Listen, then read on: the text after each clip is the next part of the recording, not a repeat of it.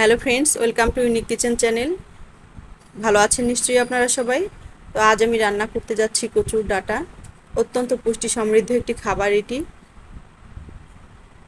এটি রান্না করব আমি চাপা শুটকি দিয়ে। নিরামিষও রান্না করা যায়, দুভাবেই ভালো লাগে।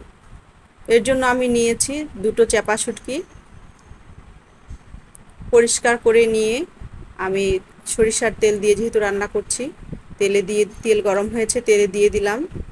শুটকি দুটো একটু ভাজা ভাজা হয়ে গেলে এখানে আমি রসুন পেঁয়াজের বাটা দেব।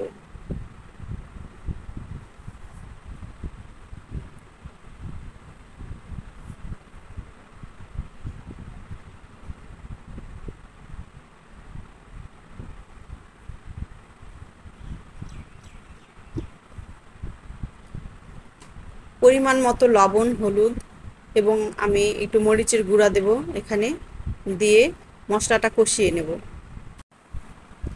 মশলা কষানো হয়ে গেলে এখানে আমি কচুর ডাঁটাগুলো দিয়ে দেব।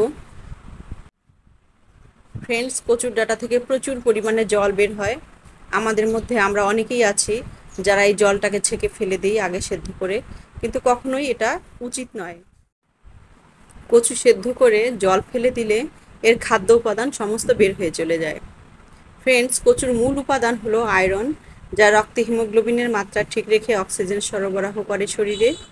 কচুতে প্রচুর ফাইবার ও থায়ামিন থাকে, যা মানব শরীরের জন্য খুবই দরকারি উপাদান। বিশেষ করে গর্ভবতী মহিলাদের জন্য এবং মেয়েদের জন্য অত্যন্ত প্রয়োজনীয় একটি খাদ্য এই কচুর ডাঁটা।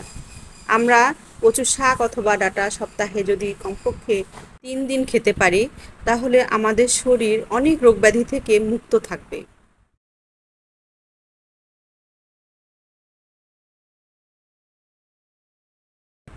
ফ্রেন্ডস, মশলাটা একটু কষে নিচ্ছি।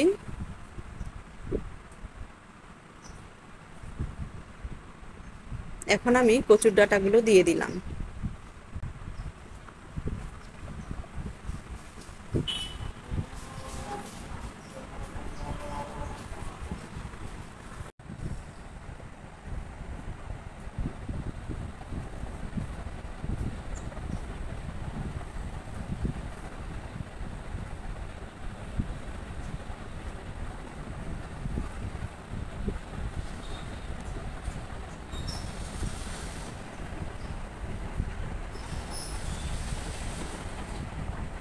ডাঁটা থেকে অনেকটা জল বের হয়েছে এবং আমি এই জলটা জাল করেই শুকিয়ে নেব।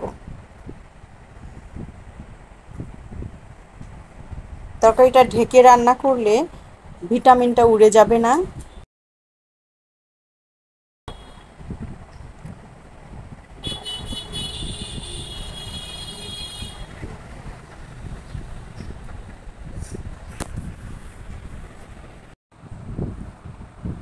তরকারি হয়ে এসেছে, এখন আমি নামিয়ে নেব। এটি দেখতে এবং স্বাদে অনেক টেস্টি হয়েছে। তো আজ এ পর্যন্তই। আগামী ভিডিওতে দেখা হবে নতুন কোনো রেসিপি নিয়ে। সে পর্যন্ত আপনারা ভালো থাকবেন, সুস্থ থাকবেন।